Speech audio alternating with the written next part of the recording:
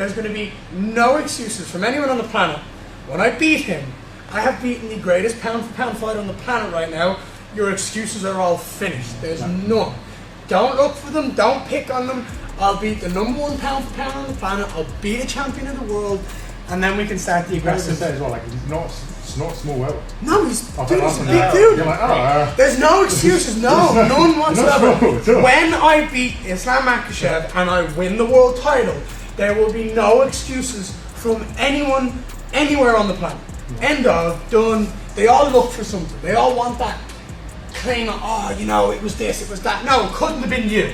It couldn't have been. That Ian's just better than you. Man, Walter, now I start to enjoy my training camp, my cutting weight, fighting week, you know. For me, it's no problem. If somebody wants, let's do it. I tell them I will be ready soon.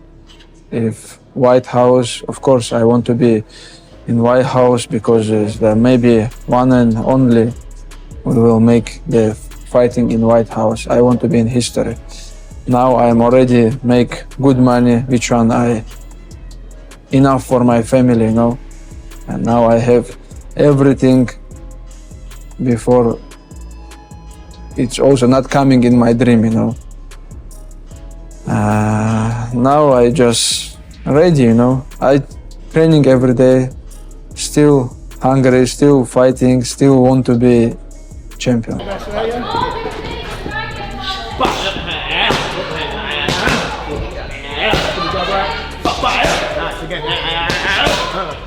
Double jump, fake, long body shot.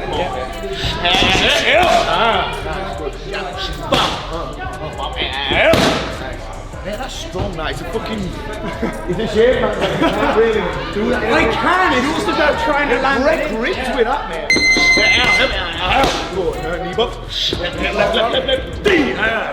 The White House card is already buzzing with excitement, but Ian Machado Garry is turning heads with his approach. He's not sitting around waiting for anyone to hand him a fight or favorable matchups. No, he's training like he's already facing Islam Makhachev across the octagon, ready to shine like a beacon in the dark.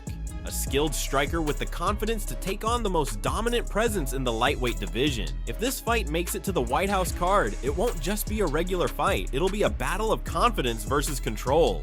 I have nothing but love and respect as a fighter and a fight fan for Islam Makhachev. I think he's phenomenal, and there is a reason why that man is #1 in the world. If he wants to come up and I have that belt, it would be an absolute honor to share the octagon with him and prove to myself and the world the talents that I have. What started as a lofty goal, just a dream of fighting Islam Makhachev, may now be turning into a reality. After his latest win, Garry openly said that if he ever faced Makhachev, he'd head to Georgia to sharpen his wrestling skills. And now, he's posted a photo from Heathrow Airport with Tbilisi listed on the departures board behind him. No press conference, no formal announcement, but when a fighter talks about preparing in Georgia for Makhachev, then hops on a plane there, it's hard not to make the connection. I promise you, I told you at that interview, I'm coming to Georgia. I told all of you, I will come to Georgia because Georgia has phenomenal wrestling, phenomenal judo, phenomenal sambo. And when you are trying to prepare for someone like Islam Makhachev,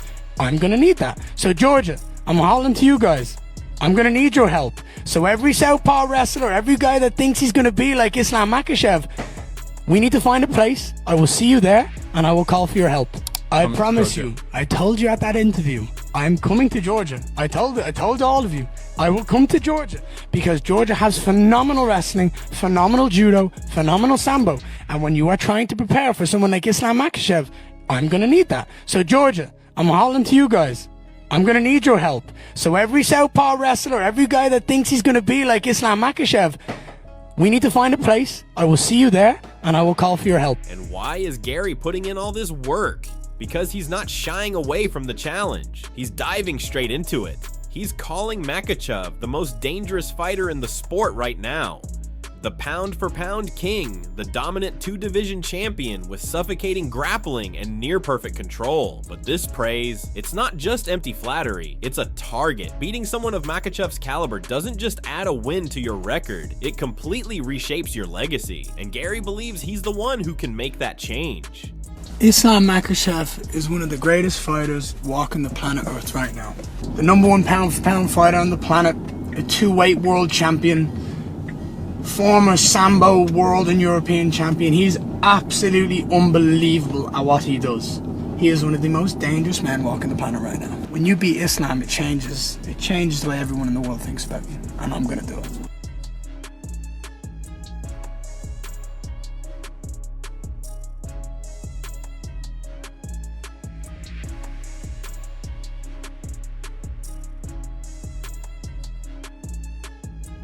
Chael Sonnen stirred the pot recently when he weighed in on the Garry versus Charles Oliveira debate, saying there's nothing wrong with calling Garry the next man in line, especially with Makhachev holding the title. Sonnen sees Garry as a top contender, but then came the surprise. After Oliveira's dominant win over Sean Brady at Madison Square Garden, rumors spread that Oliveira might have been promised the next shot at the belt by Dana White.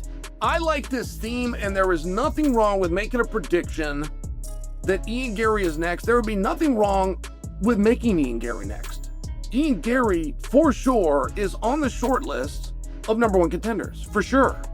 Somewhere along the way, Morales came into the picture. And it was at Madison Square Garden. He's taking on Sean Brady, catches him, puts him down, gets a quick victory. And it was alleged that he was told that he would be next. Now, I've got to word it that way because that never got confirmed. I was there. I didn't see that happen. Now, and Morales hasn't acted like a guy that's next, right? We've heard from other people, Dana told him he's next, but he never said, Dana told me I'm next. I was at the event. I'm watching Dana. I'm not a lip reader. I'm just sharing for you. Sonnen continued, saying this whole debate boils down to one thing. Did Dana White actually promise Oliveira the next crack at Makhachev? If so, that would end the discussion. But Sonnen's not convinced that's the case. He points out that names like Kamaru Usman and Garry all have solid claims to the next title shot. Sonnen admitted that he leans toward Usman after his dominant performance against Joaquin Buckley, which silenced any doubts about his durability. But he believes this race is far from exclusive. Garry, Usman, and Oliveira are all contenders, and all are on a path toward a championship fight. Very relevant, because if he was told he's next, then we have nothing to talk about. He's going to be next. I don't know that he was told that. And then you got Kamaru Usman. And then you got Ian Garry. And all of these guys have a really good argument. I am on the side of Kamaru Usman. I thought what he did against Buckley was just outstanding. Not to mention in conjunction with all the rumors that we heard about Kamaru Usman, that his knees are gone, he can't run anymore, he can barely work out. Like, all of these things got shoved in our face and shown to be untrue. So I'm on the side of Kamaru Usman, but there's a little bit more to it, which is I do believe that Garry's going to fight for a championship. I believe all three of those guys are going to fight. Sonnen laid out the landscape of the contenders, but Michael Bisping jumps in with a bigger picture. He sees Makhachev versus Islam Makhachev as the real blockbuster fight. Sure, the interim title bout makes sense on paper, but Bisping is talking about a spectacle like no other, set on the White House lawn with President Trump in attendance and billions watching from across the globe. Bisping argues that Garry will have to wait because Makhachev, with his 28-1 record and dominance in 2 weight classes, has the potential to become the greatest lightweight ever. And there's no bigger fight right now, in my humble opinion, than Islam Makhachev versus Ilia Topuria. Yeah, I like this idea. If UFC want, I know a lot of MMA fans want this fight. I'm ready. I know Justin is the interim and Ilia is the undisputed, and that should happen. It really should. But this is a once-in-a-lifetime occasion. It's going down on the White House lawn. President Trump will be there. The whole world will be tuning in. That's a fact, okay? There's gonna be billions of people watching this. They want to put on the biggest fights, okay? So unfortunately, in this situation, Justin Gage is gonna have to wait, because on one side, you have Islam Makhachev, a man that is 28-1, okay? A 2-weight division champion. A 2-weight division champion. dominated lightweight, the greatest lightweight fighter. Bisping kept the hype train rolling, emphasizing that there's no fight bigger right now than Makhachev versus Volkanovski. This isn't just a fight, it's a historical clash. Makhachev's resume speaks volumes, with 4 title defenses, a legendary lightweight reign, and an undefeated run at welterweight. On the other side, Volkanovski has steamrolled his way through featherweight, finishing opponents with authority, and then moving up to welterweight, where he's shown the same dominance. These two men are 2-division champions at the peak of their careers, making this fight an absolute must-see. Sport has ever seen. Yes, Conor McGregor was a bigger star. Yes, Khabib Nurmagomedov may be the GOAT, and he's a cultural icon, of course, and what he's done in this sport will never be forgotten. But on paper, Islam Makhachev has defended the belt 4 times more than anybody else, and then he went up to welterweight to take on Jack Della Maddalena and smoked him, walked through him, one-way traffic, made it look kind of easy. Respectfully to Jack, the man is an extremely dominant 2-weight division champion. And then on the other side, you've got Ilia Topuria. Speaking of Conor McGregor, did exactly what Conor did, went straight through the featherweight division, knocked out the champion in Volkanovski and made it look kind of easy, and then again goes up a weight class, takes on Charles Oliveira, takes him down, gets him in a crucifix, and then knocks him spark out, knocks him to the shadow realm, and he also became a 2-weight division champion. Has that ever happened? Have we ever seen two-weight division champions going up against one another in their absolute primes? I don't think we have. Whether it's in their prime or old damaged goods, I don't think we've ever seen 2 weight division champions going up against each other. Makhachev himself is clearly thriving in the welterweight division, saying that training camp, weight cuts, and fight week feel smoother than ever. With his financial future secure, Makhachev has the luxury of focusing purely on legacy, not necessity. With the White House event on the horizon, he sees this as his chance to cement his place in history, proving his dominance both inside the octagon and out.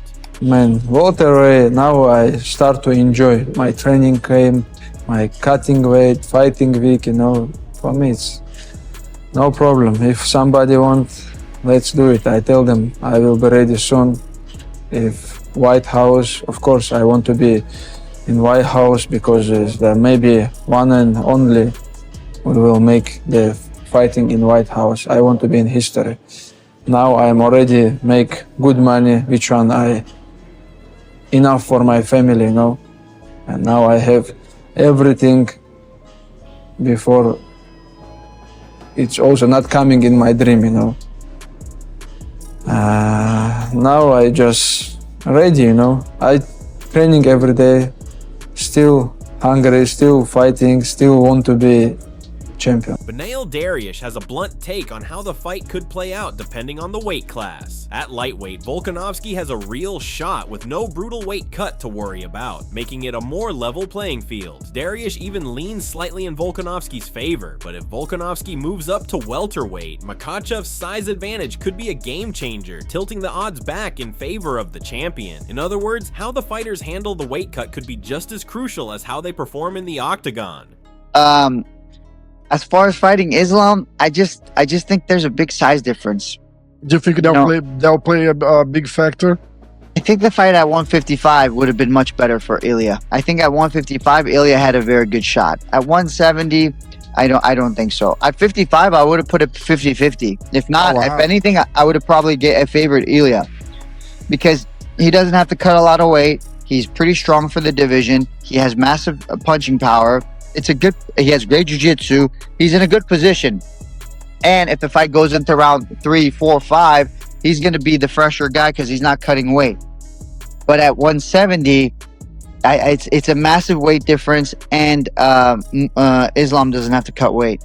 Not too much weight anyway. Looking back on his first fight with Makhachev, Alexander Volkanovski described it as an eye-opening experience, recognizing just how elite Makhachev's skill set already was. Even then, Makhachev's grappling precision, striking control, and fight IQ were on full display, signaling the dominance he would eventually achieve in the sport. For Volkanovski, that fight wasn't just a challenge, it was a showcase of why Makhachev has become one of the most formidable forces in MMA. Meanwhile, Jorge Masvidal weighed in on what's at stake if Volkanovski moves up to welterweight to challenge Makhachev. Masvidal sees it as a high-risk, high-reward gamble. If Volkanovski pulls it off, he'd make UFC history as the first fighter to hold 3 belts, instantly solidifying himself as one of the sport's all-time greats, right alongside legends like John Jones and Georges St. Pierre. And Dana White, when asked about the White House card, gave a rare behind-the-scenes glimpse. While he wouldn't announce any specific matchups, he confirmed that the event is nearly finalized and everything is coming together. The biggest event in MMA history is shaping up exactly as planned. So who do you think will step up to face Makhachev on the White House card? Drop your predictions in the comments below and be sure to subscribe for all the latest updates and insider news as this historic fight takes shape.